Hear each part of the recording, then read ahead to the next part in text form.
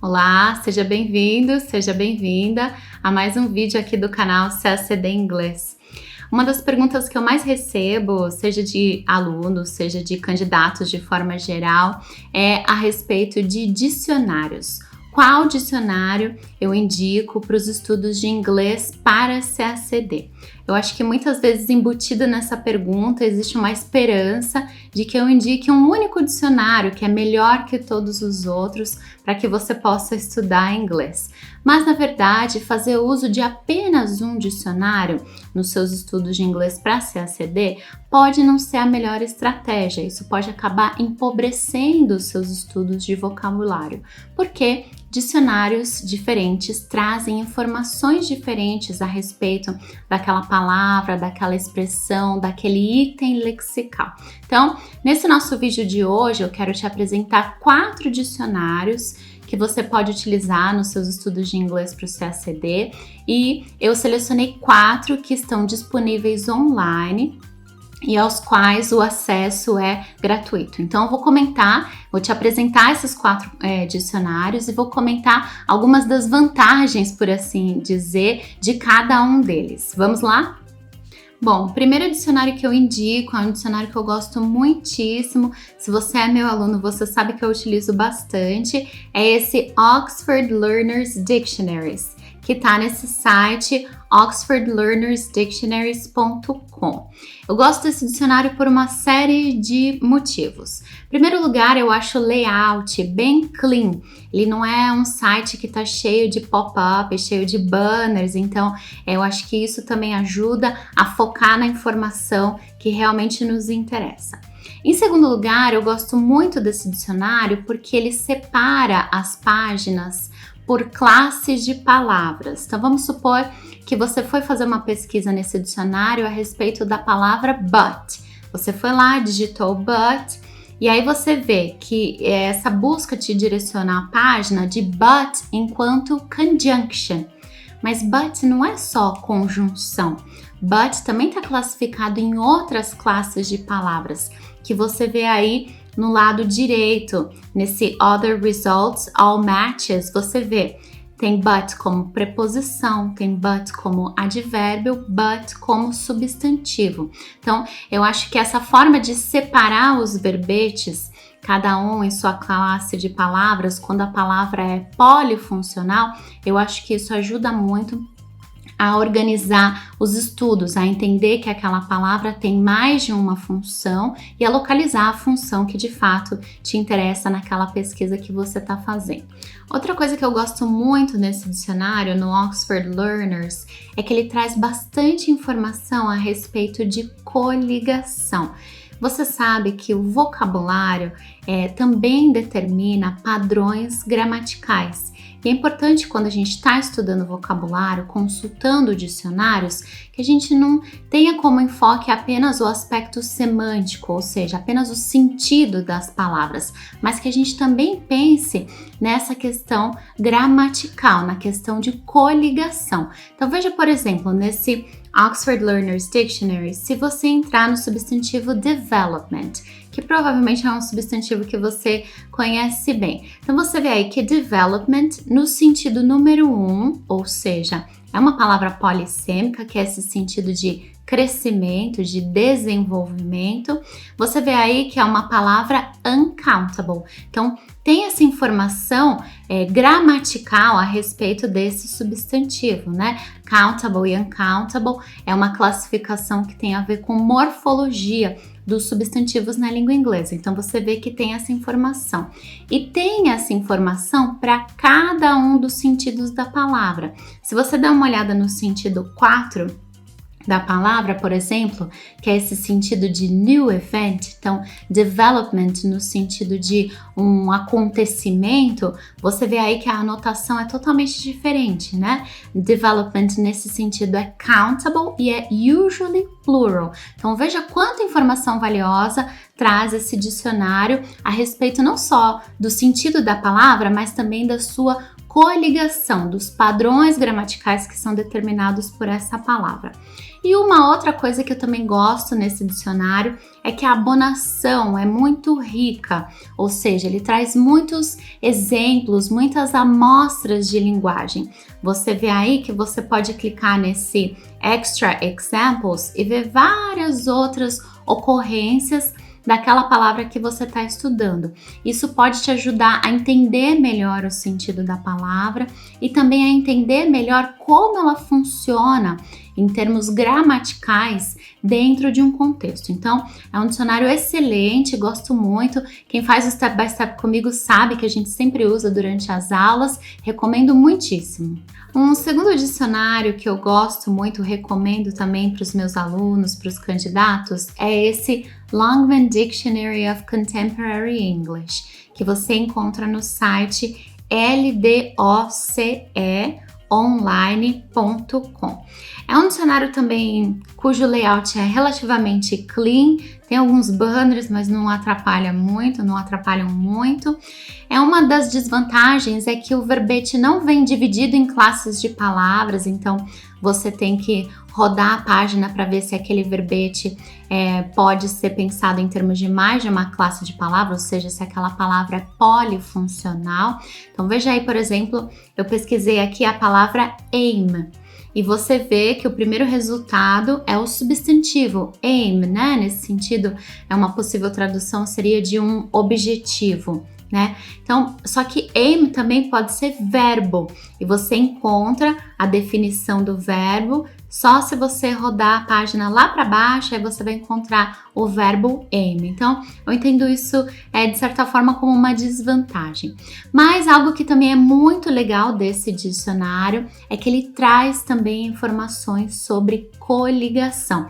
Para além da definição das palavras, para além da abonação, traz informações sobre coligação de uma forma bem marcada. Veja aí, por exemplo, no verbo aim. Ele traz informações sobre o comportamento do verbo, né, em termos de transitividade. Veja que pode ser transitivo ou intransitivo. E traz em negrito informações sobre os padrões coligacionais daquela palavra, daquele item lexical que você está pesquisando. Então, veja aí. Aim to do something, be aimed at doing something, aim for something. Então veja aí o padrão coligacional dessa palavra. Para saber utilizar as palavras corretamente, não basta saber o sentido das palavras, é preciso conhecer também como elas se comportam gramaticalmente. Então esse tipo de informação é valiosíssimo. Agora, outra coisa que é muito legal desse dicionário é que, às vezes, tem essa caixinha que você vê aí no próprio verbo aim, essa caixinha que está escrito grammar.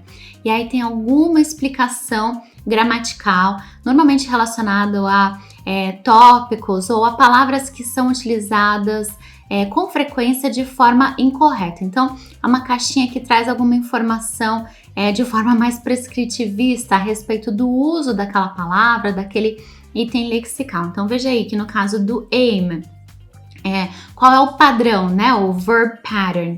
You aim to do something, mas something is aimed at doing something. Então na voz ativa usamos o aim to do, na voz passiva something is aimed at doing. Então veja que informação valiosíssima para não errar na hora de utilizar esse verbo aim. Então, essa é uma vantagem aí de utilizar esse Longman Dictionary of Contemporary English. Outra vantagem de utilizar o Longman, que é algo que eu gosto muitíssimo, é isso que você vê ainda nesse verbete do aim, mas na parte lá de cima, né, um pouco acima do substantivo, essas informações sobre word family, sobre a família daquela palavra. Muitas vezes o candidato erra ao produzir texto em língua inglesa porque utiliza o substantivo ao invés do verbo, utiliza o adjetivo ao invés do advérbio. E muitas vezes acontece porque o candidato desconhece a word family daquela palavra que ele estava pensando. Então veja aí, por exemplo, a word family do aim, substantivo, noun, aim. Ou então, aimlessness. Adjetivo, aimless. Verbo, aim, também a mesma forma. E advérbio, aimlessly. Então veja que essas informações são valiosíssimas se você está fazendo banco de palavras para entender como que é formada a família dessa palavra. Muitas vezes algumas palavras são formadas por derivação, né? O advérbio de modo, por exemplo, deriva do adjetivo. Então, esse tipo de informação é muito valioso para quem já está trabalhando com produção escrita para o CACD. Um terceiro dicionário que eu quero recomendar para você, para os seus estudos de inglês para o CACD, é o Collins. Na verdade, tá nesse site, né? collinsdictionary.com, como você está vendo o link aqui, mas o nome do dicionário é Collins CoBuild. Collins CoBuild deriva de um projeto gigantesco. Um dos produtos é esse dicionário Collins CoBuild. E o que eu mais gosto, na verdade, tem duas coisas que eu gosto muito nesse dicionário. Em primeiro lugar, eu acho as definições muito acessíveis. Se você ainda não está acostumado a utilizar dicionários monolíngues, ou seja, dicionários inglês-inglês, talvez uma das dificuldades que você tenha seja em entender a definição das palavras, porque afinal a definição também está na língua inglesa, né?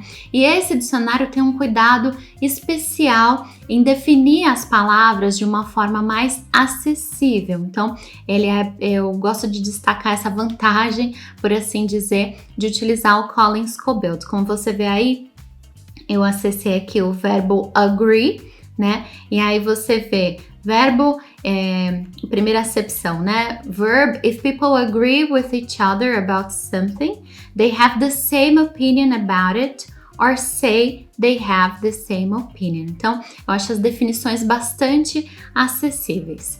Agora, uma segunda vantagem desse dicionário que eu acho fenomenal, acho que é o melhor dicionário nesse sentido, é que ele traz muitas informações sobre coligações de novo. Veja que a maior parte da minha preocupação aqui de indicar dicionários nem está tão relacionado às definições ou então à abonação, mas está relacionado às informações gramaticais que o dicionário traz para você. Veja como é impossível estudar vocabulário sem estudar gramática ao mesmo tempo. Isso se chama coligação. Você vê aí no verbete mesmo do agree, na abonação, você vê as várias formas como o agree pode ser utilizado. Então, na primeira amostra, né? If we agreed all the time, it would be a bit boring, wouldn't it? Então, é o verbo, você vê entre chaves, verb, é o verbo utilizado sozinho, ou seja, sem nenhum complemento, de forma intransitiva. Depois você vê, both have agreed on the need for money. Aí é outro padrão do verbo agree. Você vê entre chaves, verb plus on. Então, agree on something. Depois tem outro exemplo. Vou pular o terceiro, vou pro quarto. I see your point, but I'm not sure I agree with you. Outro padrão verbal. Agree with someone, with somebody. Então, veja como é bem descrito. São bem descritos todos os padrões coligacionais, no caso aí do verbo agree. Isso não acontece só para verbos. Se você dá uma olhada, por exemplo, aqui eu pesquisei o substantivo decision. Substantivos também têm padrões coligacionais. Você veja aí, definição número 1 é um countable noun. E aí você vê entre chaves, often, noun, to infinitive. O que isso quer dizer? Isso quer dizer que, com frequência, esse substantivo é seguido de um verbo na forma to infinitive, ou seja, no infinitivo com o to. Então, se você quer falar decisão de fazer algo, será que é decision of doing something ou decision to do something? Esse dicionário já te contou. Decision to do something. Então veja que valiosa, né, essa informação a respeito do padrão coligacional dos verbos, dos substantivos, dos adjetivos, etc. Então eu gosto desse dicionário particularmente por causa disso. E o quarto dicionário que eu quero recomendar para você é o Macmillan Dictionary, que você encontra nesse site macmillandictionary.com. Não é um dicionário que tem um layout muito limpo, na verdade você pode ver aí que tem uma série de banners, mas também é um dicionário muito bom. Tem algumas coisas que eu gosto nesse dicionário em particular. Por exemplo, se você não tem certeza sobre a forma de alguma palavra, alguma informação morfológica sobre a palavra, tem essa seção logo abaixo do verbete, né, do nome do verbete, digamos assim, que é essa seção Word Forms. Você tem que clicar. Veja aqui que eu acessei o verbete do risky. Vamos supor que você não se lembra se a forma comparativa do adjetivo risky se forma por inflexão ou se forma por perífrase, né? Ou seja, se a gente fala riskier ou more risky. Qual será que tá certa? E aí você clica nesse Word Forms e aí ele traz a informação que o adjetivo na sua forma absoluta é risky, na forma comparativa riskier, na forma superlativa riskiest. Então, é legal essa seção Word Forms que traz tudo bem organizadinho. Se fosse um substantivo, você não tem certeza como se faz o plural de uma certa palavra, você acha que a palavra tem plural irregular. Também é nessa seção Word Forms. Veja que eu acessei aqui o substantivo criterion, critério, aí cliquei no Word Forms, aí você vê no singular criterion, no plural criteria. Veja que é um plural bastante irregular. Então, essa seção Word Forms ajuda bastante também para verbos, é bastante útil. Outra coisa que eu gosto muito nesse dicionário é de uma seção que tem, não em todos os verbetes, só em alguns verbetes, que se chama Get It Right, que também está relacionada a erros que são muito comuns, é uma parte um pouquinho mais prescritivista, né, dos verbetes, e que tenta comentar erros comuns e mostrar a forma correta de fazer. Veja aí que eu acessei o substantivo need. Need pode ser verbo.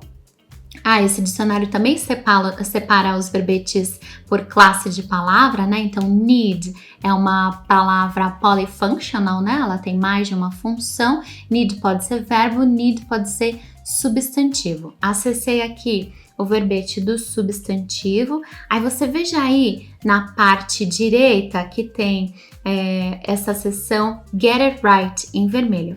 Cliquei nela e aí me direciona lá para o fim da página.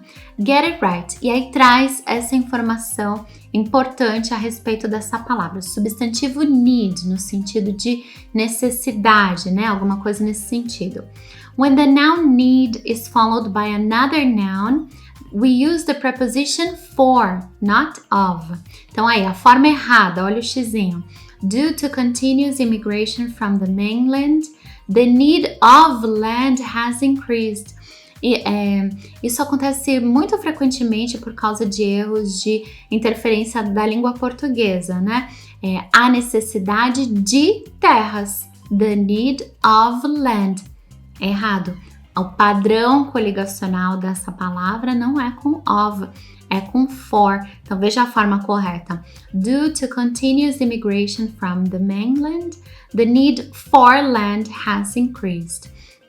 E aí tem uma série de outros comentários. Então, veja como o dicionário também traz muitas informações gramaticais valiosas para a gente estudar a respeito das palavras, das expressões. E isso é essencial, porque saber utilizar as palavras de forma correta na produção escrita, ainda mais na produção escrita para o CACD, é essencial conhecer também a forma como as palavras se comportam em termos gramaticais. Se é um substantivo, é countable ou uncountable? Se é verbo, quais são os padrões verbais, os verb patterns? Enfim, é preciso conhecer isso e os dicionários trazem essa informação para nós.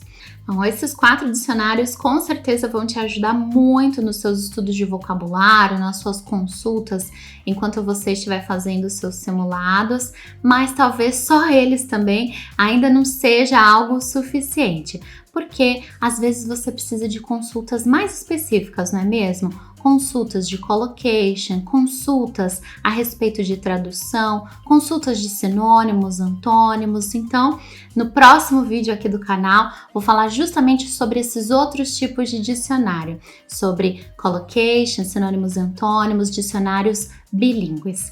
Eu espero que você tenha gostado desse nosso vídeo. Se você gostou, não deixa de se inscrever aqui no canal e eu te aguardo então no nosso próximo vídeo sobre o uso de dicionários para o CACD. Até lá!